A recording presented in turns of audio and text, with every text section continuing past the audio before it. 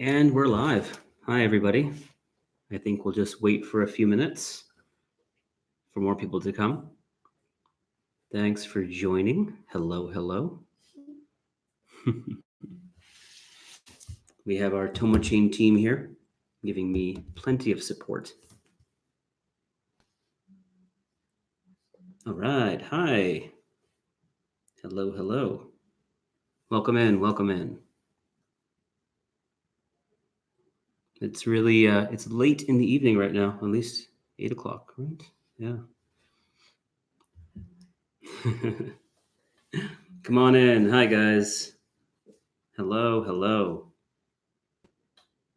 Welcome in. Welcome in.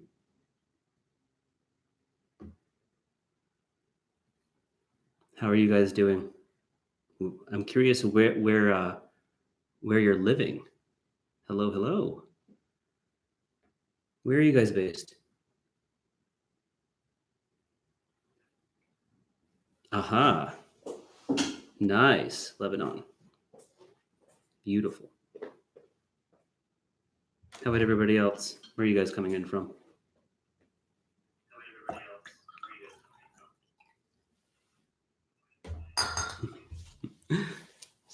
Hello, hello. Swiss. Awesome. We're just going to give it a couple more minutes. Español. Hablo un poquito español. It's been a long time. Hello, hello. Hi.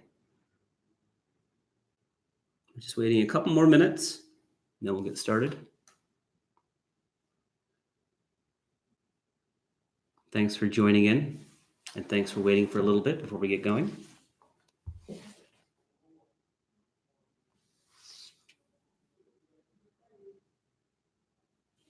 So where else are you guys from? Not everyone's told me. I assume you're all part of the TomoChain community, right? Telegram?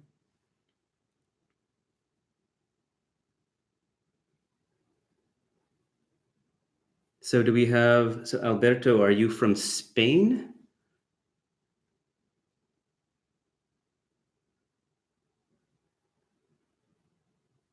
I'll wait for the response. Hey, hey. Welcome, welcome. So we'll wait just 2 more minutes, and then we'll get going. All right, it's starting to fill up a little bit. So yeah, let me know where, everyone's coming in from. Ah, yes. Yeah, War of the Masternodes, indeed.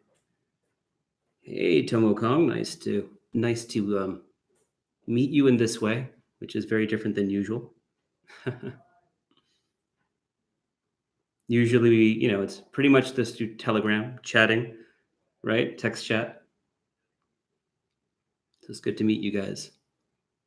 And yeah, the Masternode war is on. It's like the staking war 2, right? It's gotten quite crazy. I can't tell you how much I've had to.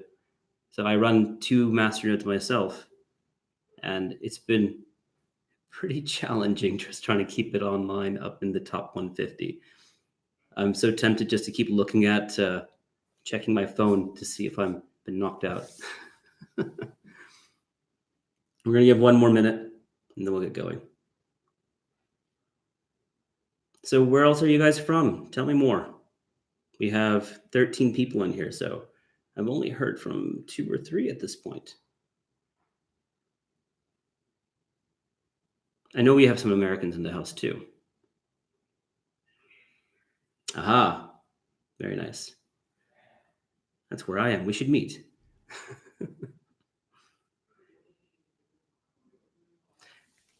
Okay, Netherlands, super. All right, so let's get started. Slovakia, wow, cool. All these places I haven't visited yet. So let's get started. So, so my name is Kyn. Many of you may know me as Load the Dip in Telegram or on Twitter. So I've been part of the TomoChain community since probably after the ICO, as some of you have also probably been. So, I've been following along, reading about it, communicating with the community, and just being involved in the entire thing. So, it took a year and a half, and finally, I'm working at headquarters. It's pretty cool. So I'll give you a little background about myself. My background is actually in game development. So I was a game dev for about 10 years. This is before like the smartphone era. So basically I was working on these tiny little smartphones at the time where, they were like 64 by 64 pixels, 128 by 128 pixels, making these like what felt like 1970s games on them. But it was a lot of fun. And after that, I did my graduate school. I started my first set of businesses. So I was always in the gaming space predominantly, and I did a lot of management consulting as well on the side as freelance. So primarily business development, marketing, HR related, and got in crypto in about 2014 during the time where it was coming down, right? So I said, okay, hey, let me buy a little bit. I had been exposed to it since 2010, but at the time I always thought it was this, a scam. What is this crap? How can you just create currency out of nowhere? But 2014, I got interested. After the bubble popped, I bought on the way down. I think I didn't buy low enough though, so it kept going down. Eventually, I think in 2016, I finally broke even on the way up, and that's kind of where my interest really started to come back. And I started doing a lot more research, getting a lot more involved in understanding the space and kind of its power, what it can do, the whole decentralized nature of it. So over the 3 years after that, 2017 was crazy, right? I was trading like mad, losing a lot of money too at times. But I think eventually I figured it out. But then the bubble popped for the fifth time, I think it is at this point. And since then, it's all been, just kind of researching and trying to figure things out, what's going to happen in the space. As I mentioned, I got into TomoChain back at the end of the ICO. A year and a half has gone by, and it was sort of like I was running my own business, but at the same time, I was just spending more and more time in the community. So I launched my Masternodes in December, and when the mainnet launched, and it was just so intriguing. There were so many smart people in the space, in the community, and I just was getting more addicted to it, spending more of my time with TomoChain. I started talking with people in-house, started discussing strategy, and eventually an opportunity came. I think it was kind of funny. Long had actually, he put a message in the Masternode and support channel. It was just this one little tiny message saying that they're looking for somebody in business development. And the message came in and it just kept scrolling up. And then, there was other people were commenting, and it just kind of disappeared within about a minute. And somehow at that one moment, I was actually in the channel. I was just checking it out. Just happened to. And then I said, wow, this is interesting. Is this legit? I checked the account to make sure it was actually long. And it was. So I messaged him, and we went back and forth for a while. And eventually, we decided, I'd love to join, and they offered me the position. So let's talk a little bit about the questions that you guys asked. I'll go into that. So the first question was actually about my TomoChain story. So I already went into that. So let's go into the next thing. By the way, you guys can ask questions in the chat, and and at the end of it, we'll go into your questions. The first half will basically be me answering questions that you've already asked in the Google form that I think you all filled out. So the first question here says, recently, both stock exchanges and crypto money have been subjected to hacker attacks. In this sense, do you take security measures for your project?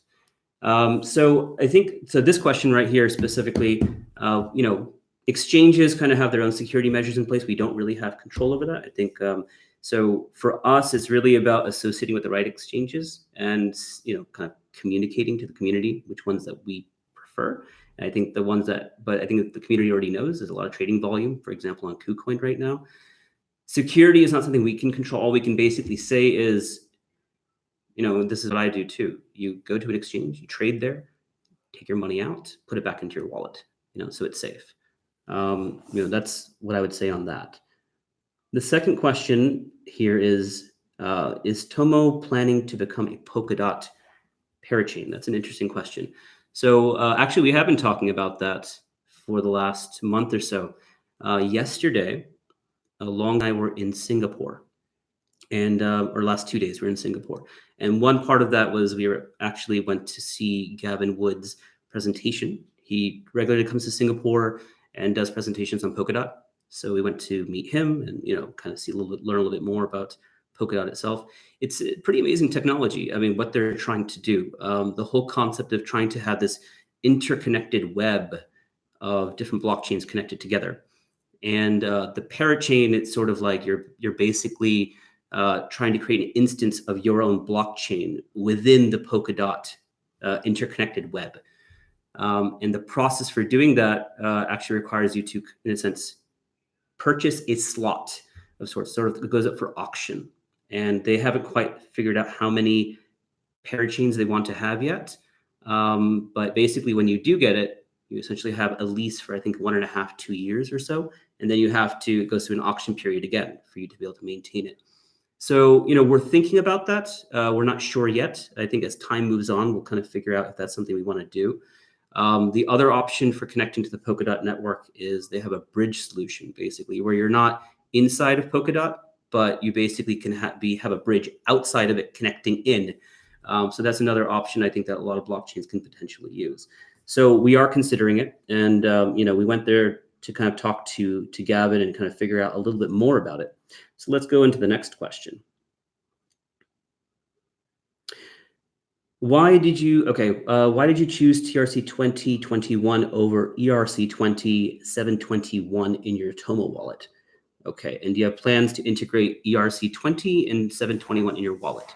So, TomoChain is its own blockchain. So we're not going to be including Ethereum or any other blockchain into the Tomo wallet.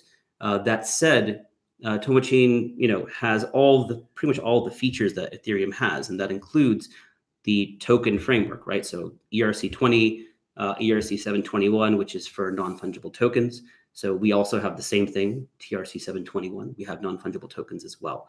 So though we're not going to be, we won't bring Ethereum into TomoChain in that traditional sense in the Tomo wallet. TomoChain already offers basically everything that Ethereum does. So next question.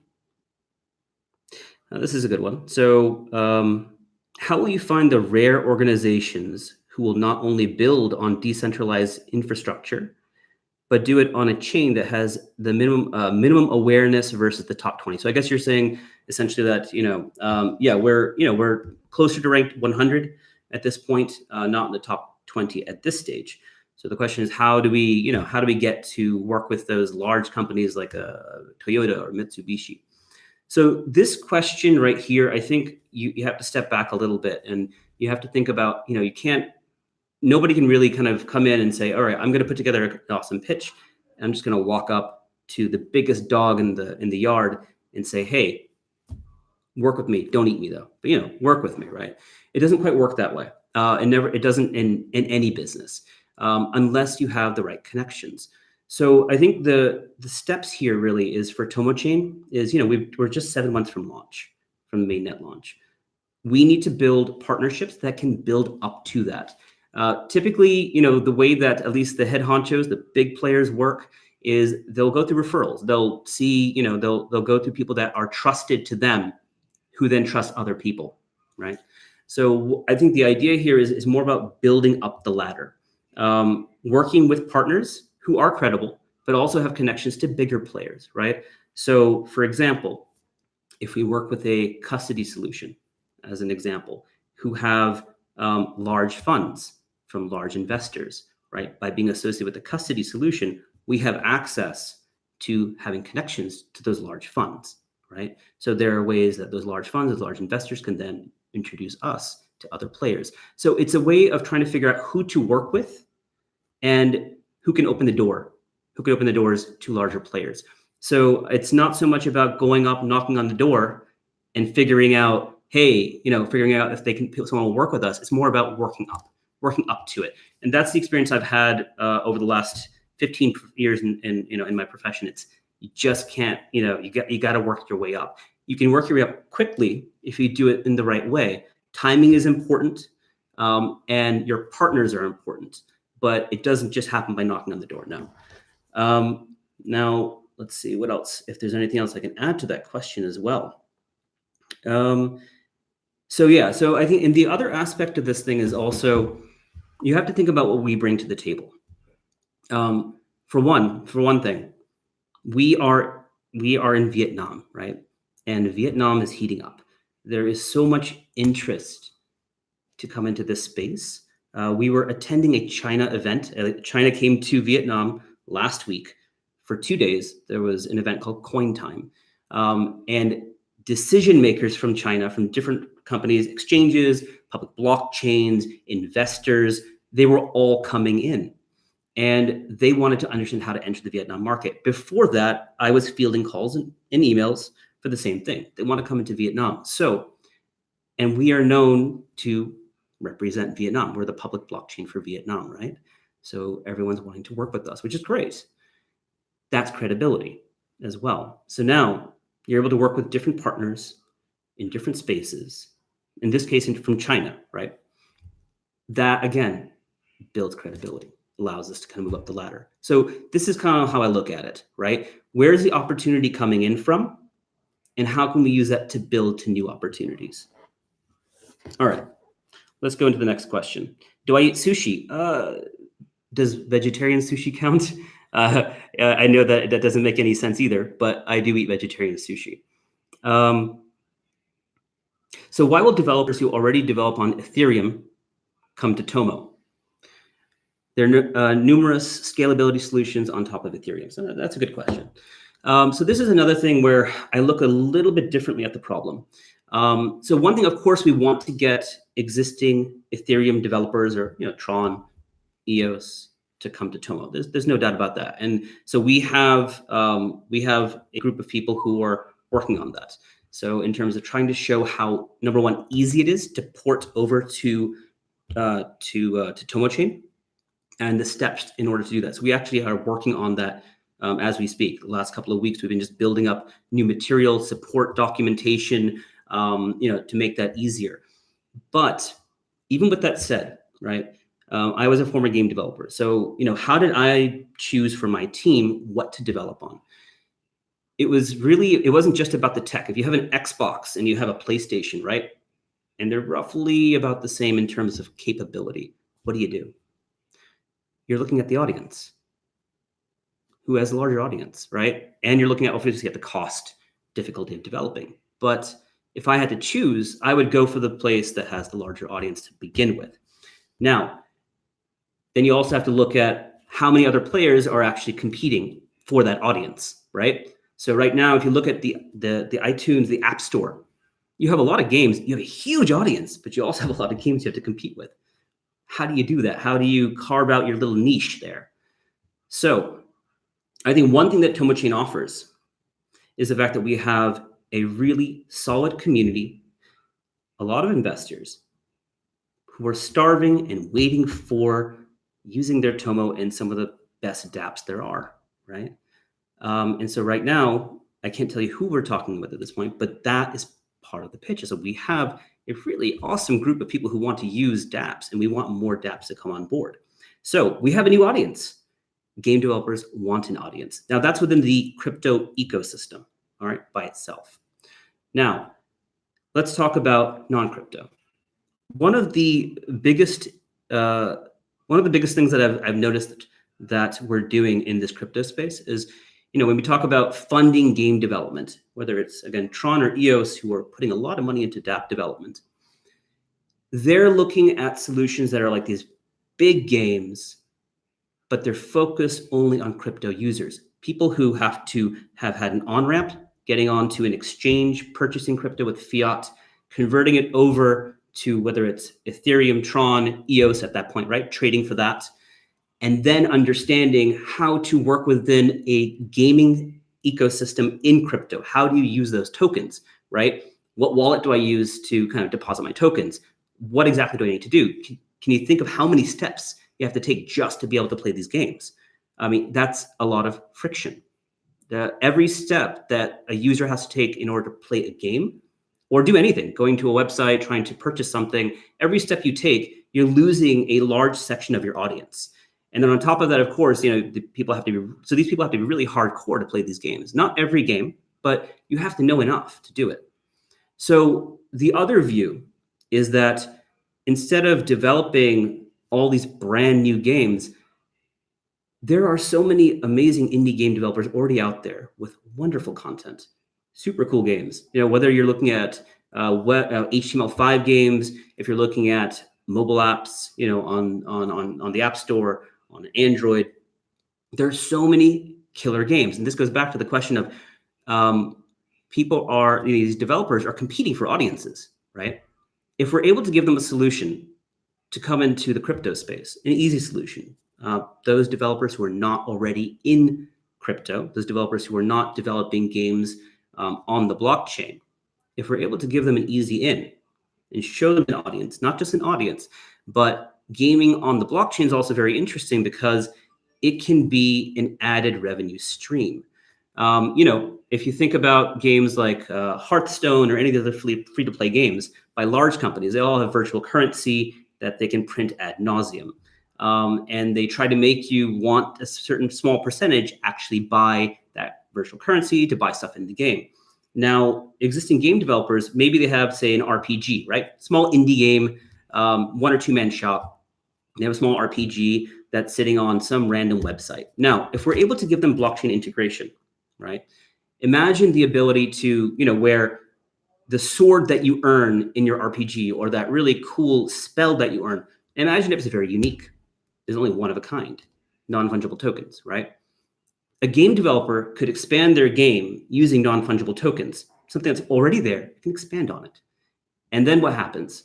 There's actual market value associated with those non-fungible tokens, but that cool gear. What do you do then? Well, you can create a marketplace, right? We've seen this already in the crypto space. And part of that secret, in my view, is where the Tomo Z protocol comes in, right? Because again, you have to bring someone into the crypto ecosystem, and that's a lot of friction.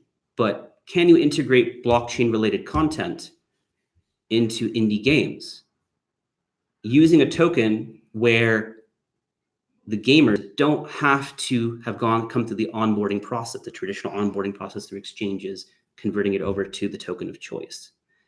That's part of the magic. I won't go into all the details on it, but I just want you to think about the possibilities there. If you're able to onboard gamers who have no clue about the blockchain and then introduce them to these concepts, non-fungible tokens, unique items that are truly collectible, one of a kind, being able to trade them, that's an interesting introduction to the gaming space and in the blockchain space, right? So that's one way I think about it. Okay, let's go to the next question here.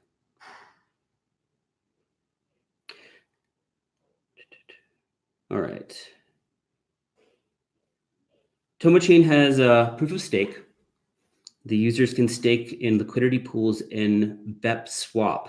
Can users expect to be able to receive TomoChain's own staking rewards while staking in Bevswap? Okay, so Bevswap, so obviously I think many of you know that we are on Binance DEX, right? So with Binance DEX, we're using Tomo B, which is basically, a version of TomoChain, Tomo that is on Binance, the Binance chain. So Bevswap is a solution by ThorChain. So what they're basically doing is they're trying to create a liquidity pool so that you can exchange your BEP2 token, your Binance chain token, for another Binance chain token, right? And they're trying to provide an incentive there. So by locking up your coins, you can earn a little bit in return. There's a way for you to earn some returns on that front. So the question is, if you have Tomo B, by working within Bevswap, would you be able to then stake as well on TomoChain? The answer is no, because they're 2 completely different platforms. But obviously, if you have your Tomo B, you could, when Bevswap is launched, you should be able to then earn some returns from ThorChain using that particular service. If you choose to stay in the Binance chain ecosystem instead of coming back to Tomo. But they are completely separate. So you're not going to get rewards one way or the other. You'll have to be on one chain or the other chain to get those rewards. All right, next question. Okay. Yes. Are you taking any precautionary measures to ensure scammers will not be able to mislead investors into sending coins to the wrong address? Yeah, this has been a really shitty problem recently. So there have, and you guys have probably noticed it. There are these scammers who come into the Telegram channel who are basically trying to point us to a different channel, which is a pure scam channel. They're doing like these airdrops. They keep adding like 10,000 users a day or every other day or something like that to the channel, fake users. And then they essentially have a mechanism to bring all of these real users into that ecosystem. And we have people faking in that particular channel. There are people who are faking themselves into being like Dan or Alex, from our channel. And they're asking them to do, they're saying that they're doing airdrops. You have to send some Ethereum and then you'll get some Tomo back. And it's pure shit, right? And we have been trying really hard in that particular example to actually get them shut down. What's the problem? Telegram's the problem. They refuse. We've sent email after email, messaged them, gone through every channel, and they completely they're just silent, right? So the one thing that we keep trying to do is trying to remind people that, the channel that we are, what's the official channel. I think Twitter, we're going to probably start doing a little bit more of that as well. The best thing we can do and the best thing you can do is just try to remind people where the official channels are. What I actually did, I went in with my load the dip handle into that channel, and hopefully the scammers aren't here listening to this, but I started DMing all of these users who were commenting in there individually saying, get out of the room. I wouldn't give them the link to our channel because, you can't trust anyone on the net, right? But I kept doing that. So I probably messaged like 150 people. Eventually Telegram, I guess someone reported me. So I can't actually DM anybody now that I'm already connected to. So I kind of screwed myself over like that. But it's not a scalable solution what I was doing. Obviously, I was just kind of pissed at what I saw.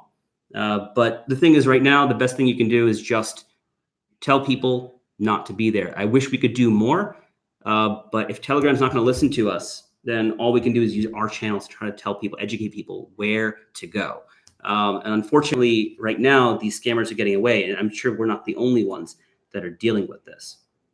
We're not the only blockchain. So next question. Let's see. With blockchain being such a young industry, partnerships are an integral component of any project's journey. Which types of partnerships have TomoChain already attained, and what are the plans on this moving forward? So existing partnerships, I think, are on the website, so I'm not going to go into that, but I can talk about, this kind of goes into the earlier point that I had discussed about how to kind of move up the ladder, right? I had mentioned about the Vietnam play. So let's talk a little bit about industry, kind of what trends I'm kind of seeing and that we're seeing right now.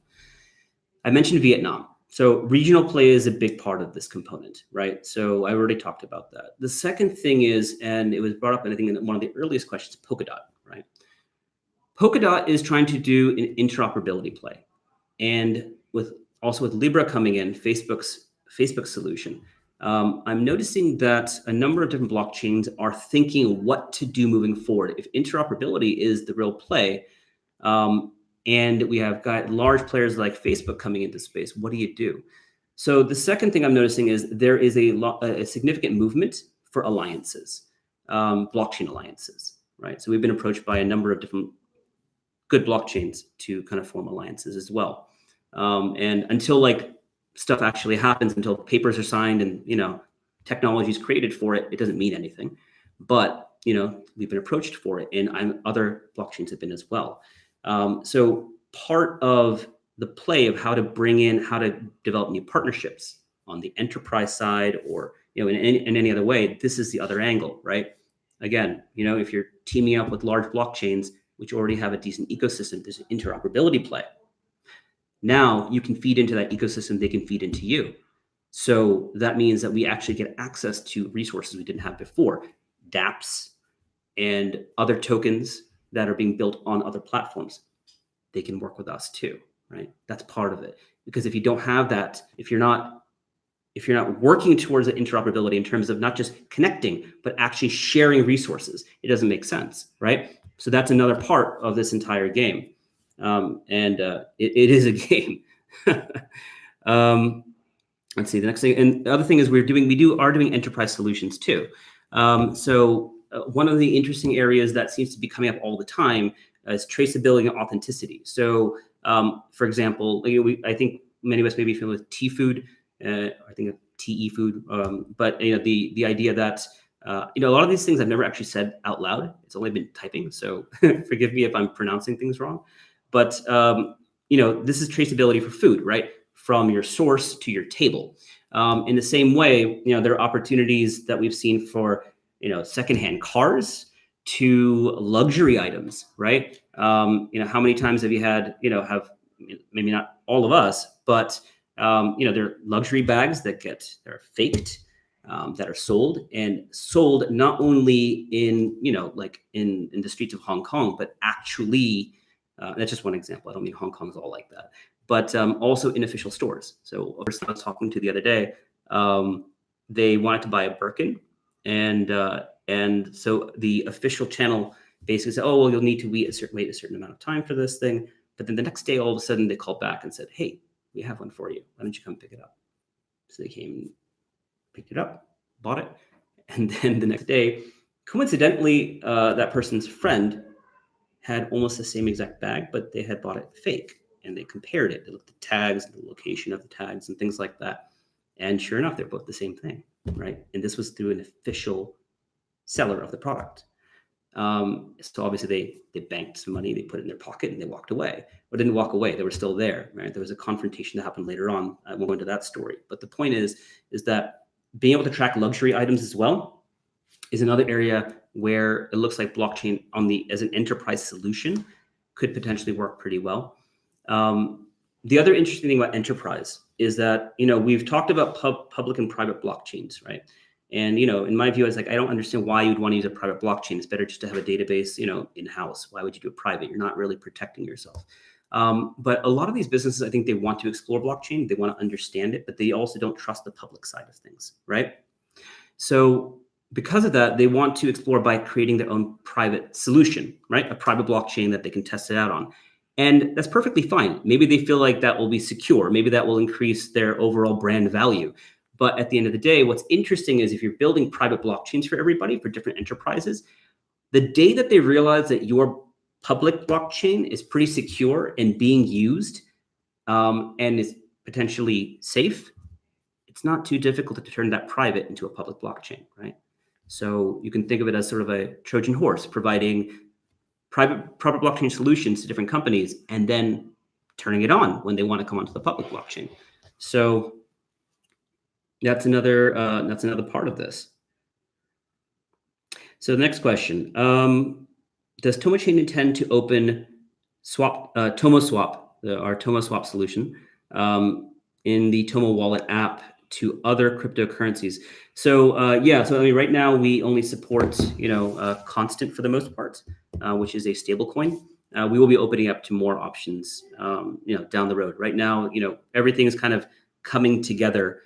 So we're just kind of keeping it with Constant for the moment, but absolutely we're going to have more tokens on there. There's no doubt about that. It's a great solution. And it's originally developed by our friends at Kyber Network. So it's a solid play, and we'll definitely be having more tokens. So let's talk about the next thing. What's the future for Tomo Z? So we're finally talking about Tomo Z. Good.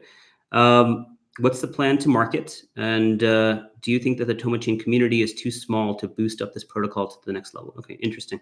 So Tomo Z is very unique, and I've talked about it a little bit in the last 30 minutes, right? About kind of where it might fit in.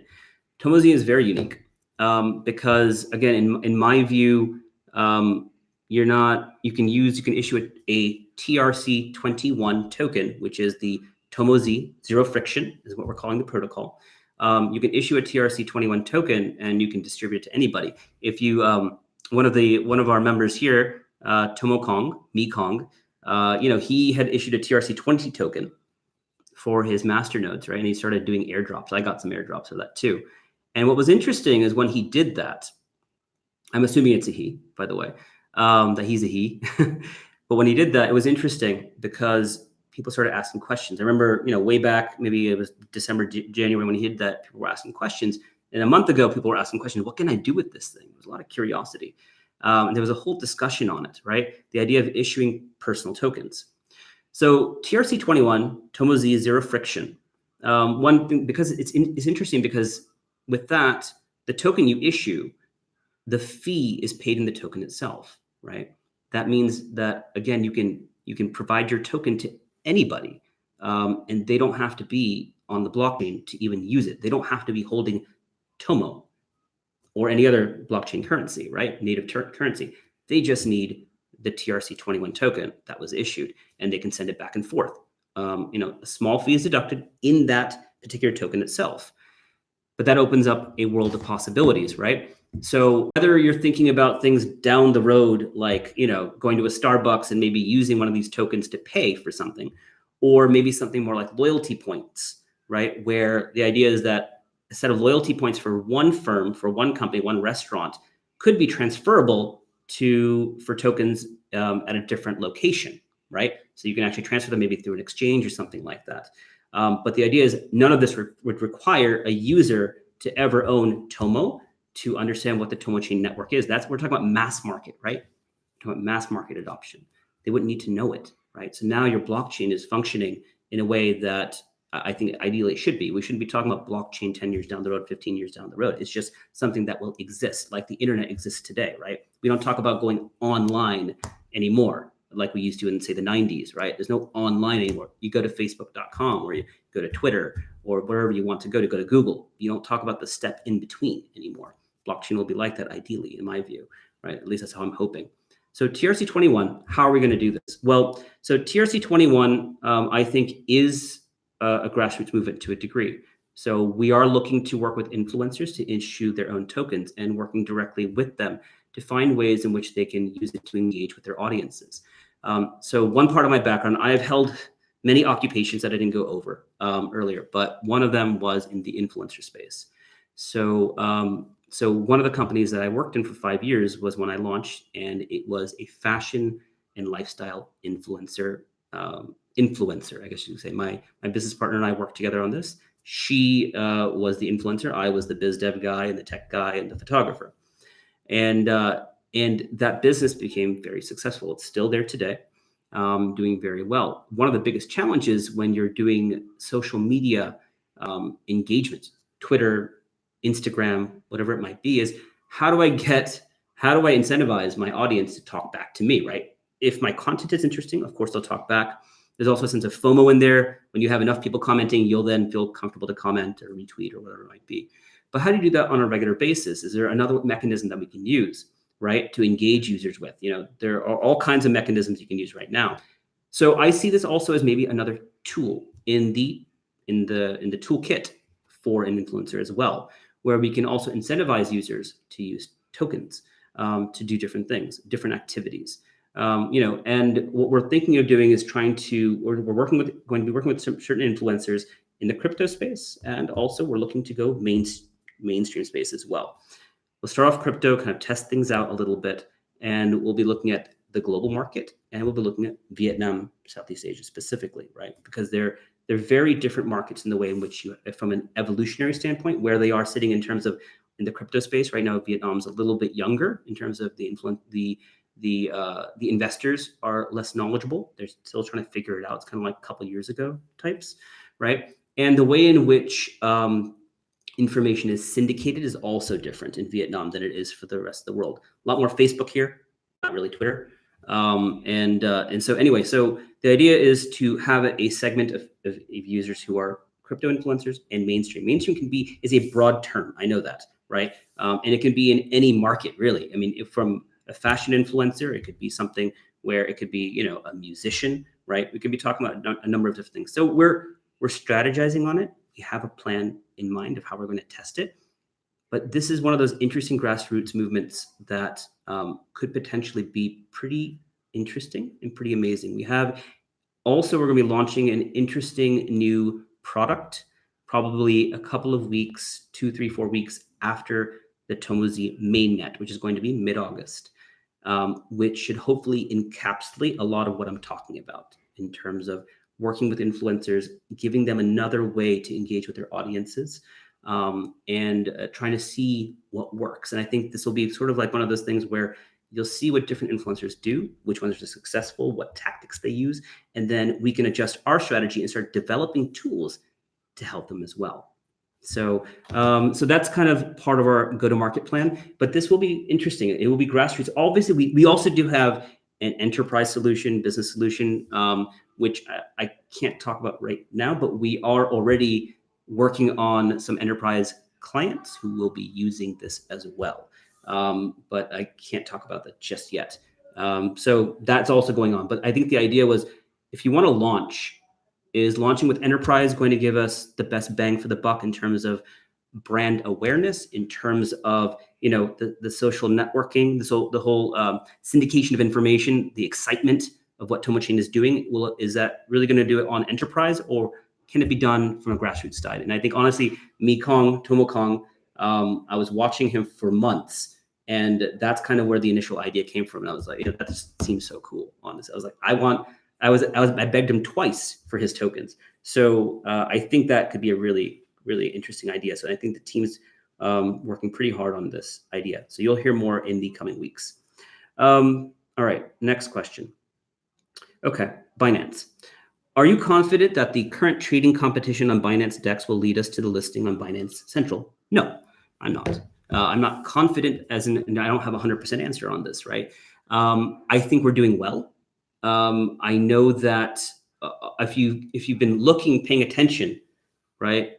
I don't know if you caught on to the fact that there were things like, we had a Binance research report on TomoChain just like a couple weeks ago. We're doing Binance Charity right now. There are things going on where I think there is attention obviously put onto TomoChain, which is why we were also, we got listed on Binance DEX, right? So there was something about us. It's not like anybody can just list on Binance DEX so quickly like we did, right? So there's something there. It does not mean that, in the next 3 weeks, we're going to be on Binance Central. I can't guarantee that. No one can, honestly, except for Binance, right? We do want it. There's no doubt. Everyone wants it, right? And so we're doing what we can on that front. One thing I will tell you is that winning the competition by trading volume on Binance X is it's not like the number one guy who gets the largest volume is going to be the one that's going to be put on Binance Central. That's not the way decisions work. But yeah, we do have to maintain our volume to be part of that. So I think I've seen a lot of times in the community people saying, if we don't reach the top, then we're not going to get listed. That's not true. It's not. That's not how decisions are made. And guys, this is not a meritocracy at all. No contest is a meritocracy. These things, no matter what space you're in, not just crypto, when contests are run like this, in any form or fashion, it's not to see who's the winner. I'm a WWE fan, a wrestling fan as well. And in that, they had these competitions called Tough Enough. I don't know if any of you know of this, but what they would basically do is bring in not random people, but people who wanted to be fans, who wanted to be wrestlers. They'd come in for a contest, right? You have people competing, they have eliminations every week. It was a reality TV. Eventually, you have a winner. But what would happen is, though the winner would get the contract, they would also bring on quietly, silently, 5 or 6 other people as well who didn't win. But that's because the decision behind the scene was that they realized there was potential. So they brought them in. They gave them development contracts. That eventually some of them became wrestlers. Yeah, I know. I know wrestling, right? I'm a little bit of a redneck on that. But that's how they did their business. It made sense because they saw something in them. So don't think that just because whether or not we win the Binance DEX competition, whether or not that leads to a listing immediately or anything, don't think that all of a sudden, we're done. That's not how it works. It's not how it works at all. There is attention on us from various players. So don't count us out one way or the other. All right. That's what I'm trying to basically say.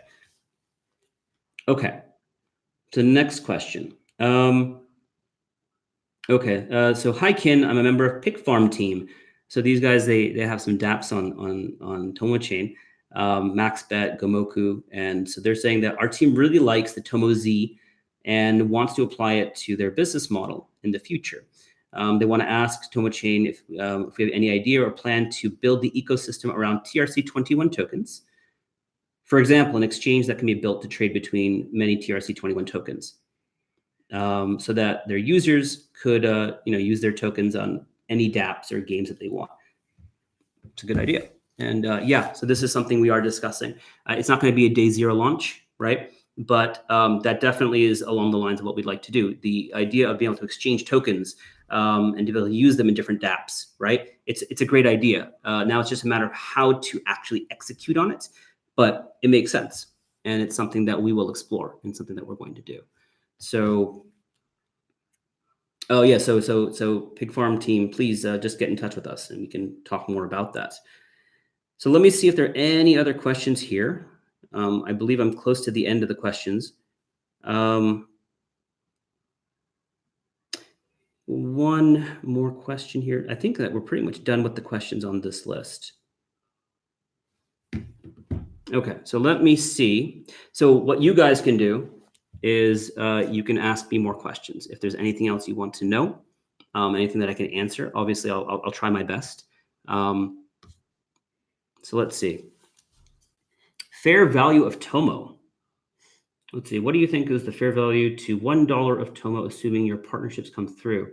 Oh, one Tomo. Boy, that's a very difficult question. It can be anywhere from what we have at 50 cents all the way to $500 or $1 million. I mean, I would love it to go as high as possible, right? So I can't tell you how high it is, but what I will tell you is that if I did not believe that TomoChain could be much more valuable, I would not have participated post ICO. I would not have run 2 Masternodes, which I'm hoping are still in the top 150.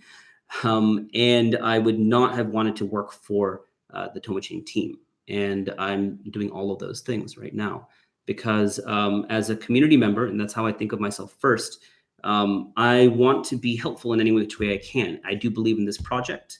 And I believe that there is a lot of potential for it. There are, coming here, I've been here, this is now my 1 month anniversary, by the way. So, I started on July 1st. It's now July 31st here. So yeah, it's my one month anniversary. And it's been amazing how much I've learned about the space coming from the outside to the inside. And the amount of learning has just been phenomenal. On top of that, the team members from Long all the way, down to, the anyone who's just basically doing just basic work here, including, our drivers and, our, the secretaries and things like that. They've all been so supportive, so helpful. And I've been able to sit down and have a lot of brainstorming sessions with a lot of them, the decision makers, as well as developers, our marketing team, talking about what they think, what's happening in TomoChain, where do we maybe improve, what are our strengths. And what's been amazing is that all of them are just so intelligent and they're so driven.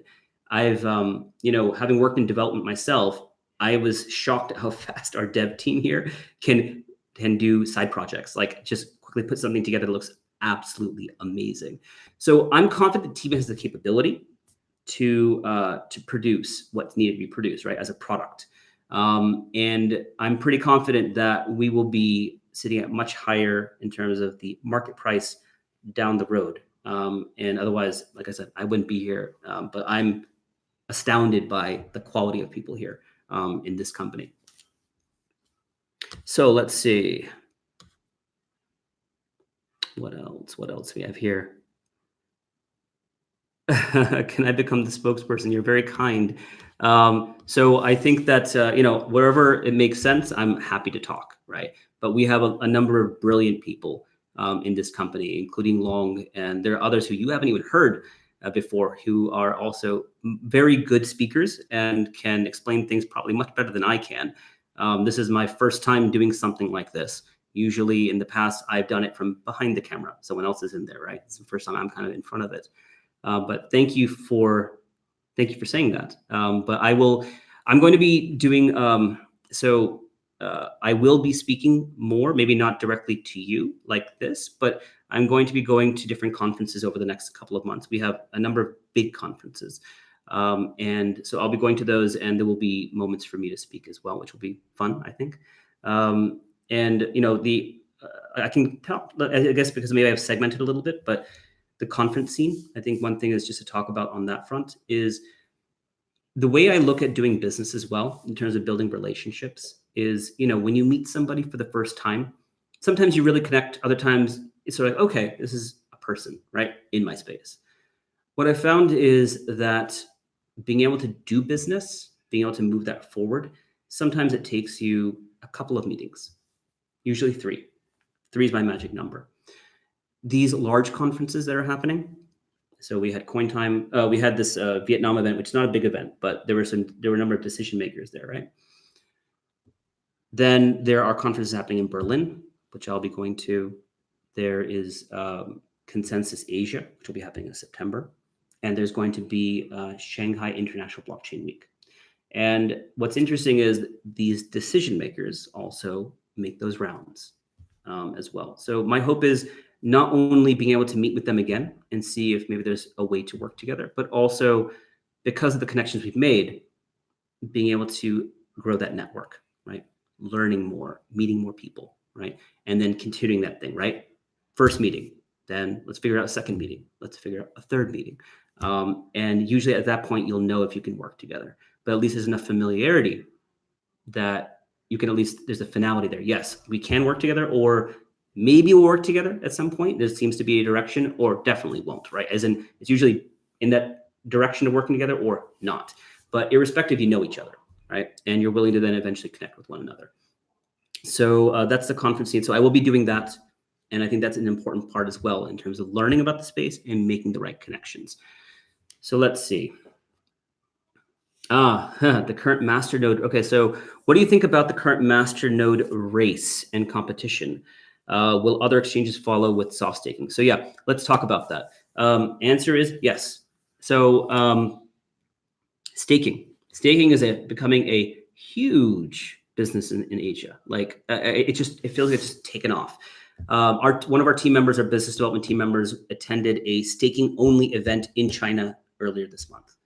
They were just doing staking, talking about staking, right? And I can't tell you how many inquiries we have on right now. We're having so many discussions about different services, whether it's a staking service, meaning they basically are a conglomerate of, they basically will stake on multiple different chains at the same time for their clients, or exchanges like we're seeing, right? These soft staking feature like what KuCoin is doing. If you think about what wallets and what exchanges are doing, right? For them, the value is in their user base, and that their user base is always in their ecosystem, right? Think about these games that we've played, probably that many of you played, where you get these daily rewards just for logging in, right? Because there's value in having that and having someone continuously come back. So one part of that, it's not about the users necessarily on the wallet or the exchange. It's about their tokens always being there, always being engaged in there, because it adds liquidity, right? And it allows them to do a lot more with those tokens. If you know that those tokens are going to be sitting in your wallet or in your exchange, you can do interesting things, like, for example, creating 15 masternodes, like what KuCoin did, right? Because it's unlikely that all of those tokens are going to be removed, right?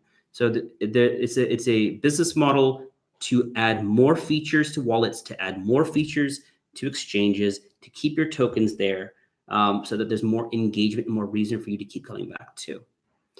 So the idea is, it's no longer we just do one thing as a wallet or as an exchange. We're going to give you a suite of tools, a suite of cool features. You're going to want to just love us and stay with us and be logging in all the time and engaging with us and keeping your tokens ultimately in our wallet or on our exchange. So coming back to the Masternode side of things, right? The Masternode competition that's happening right now. Because of this, and because of, I think, particularly KuCoin's great. I personally think it's great that they've come in. Long had mentioned, I think in the Telegram channel some time ago, that, or maybe it was in the white paper, I don't remember exactly, but he had mentioned that initially the Masternodes would be community run, but he envisioned that down the road with success, it would eventually become large players like MNCs who are running Masternodes. Think about what's happened with Facebook Libra, right? They want to have big players, PayPal, MasterCard, Visa, Coinbase, right? Running their nodes. Think in this similar way for TomoChain. If TomoChain is going to be successful, part of that is these Masternodes will likely start to be run by larger and larger players. And for whatever reason they come in, whatever their incentive is, we've talked about the incentive for why KuCoin may be here and other wallets are here, right? With soft staking and stuff like that. But for whatever reason, they found TomoChain to be valuable. And that movement from community to institutional is happening, I think, much faster than any of us expected. I didn't expect 7 months after launch, we'd be sitting here where, all of a sudden, many of us are fighting just to stay in the top 150, right? I didn't expect the second Masternode war to happen because of large companies. I thought it would just be, as the price starts going up, more people want to become part of the Masternode process. The price was, pretty good price right now to buy TomoChain. So we would have a natural community-driven war, but it wasn't. Now all of a sudden it's being accelerated by new players, and more players will be coming in. So that's a guarantee. This is just the start of that. So it's challenging, right? I can't tell you how many votes have been knocked off of my masternodes, like all at once, trying to kick me out. And then I'm trying to scramble to get my tokens back onto it, right? To get back in the 150. And I'm sure a lot of you guys who are running masternodes are doing the same thing, are in the same position. But I think as for the ecosystem, this is the right thing. Otherwise, it's like the worst case is no one wants to run a masternode, so you can't even get 150 masternodes, right? That's not the case. We had 150 masternode owners. We had more than that. And we had that first war. Now we're high in demand. TomoChain's big in demand, right? We want that. As a masternode owner, it sucks. It hurts, right? Trying to stay up there. But as an investor in TomoChain, right, which I am as well, and all of you are, this is a good thing. And it's not going to get easier, but I think it's a good thing. We do have to find a way to manage it, though. I think so. We have been talking about, in the white paper, there was mention of a governance model. And I think we're going to have to probably start setting that up so that masternode owners and stakers can start to discuss how we want to operate together, so that decisions can be made together, right? And because we're the ones who are heavily invested in TomoChain, right, in securing the network. So I think it's important that we start moving that direction. So we are starting talks. It's not something that's going to happen tomorrow, but we're starting talks on this because I think it is definitely important. All right, so we have 3 minutes, so I'm gonna finish up. The ideal ratio of goal of masternodes run by community versus enterprise. So, all right, so I did this math. So basically, let's say all 100 million Tomo are available in circulation and can be staked, and all of them are staked on masternodes. Then you're looking at 666,666 Tomo per masternode. So that would be the max, at least, just math. And yes, new big players will be, OTC is something we're exploring for sure. And that's something that's important. Custody is coming into this space as well, because bigger players want to invest, but they're not going to put all their tokens on an exchange that can be hacked, right? I've been hacked on Bitfinex back in 2016, lost a third of my Bitcoin there. That didn't feel very good. And so these guys are not going to play that game, right? They want custody solutions for that. That means that big players are coming in. They want OTC. They want custody. It's just a matter of time when they do. So guys, that's all the time we have. I'm being told that we have to go. So I hope that this session was somewhat useful for you. I hope you got something out of it. I hope I managed to answer your questions in some credible way. Thanks a lot for everything. And I hope that you have a wonderful day or a wonderful night wherever you are. So talk to you later. Now, I have to figure out how to turn this off because it's all in Vietnamese. But have a good night, guys.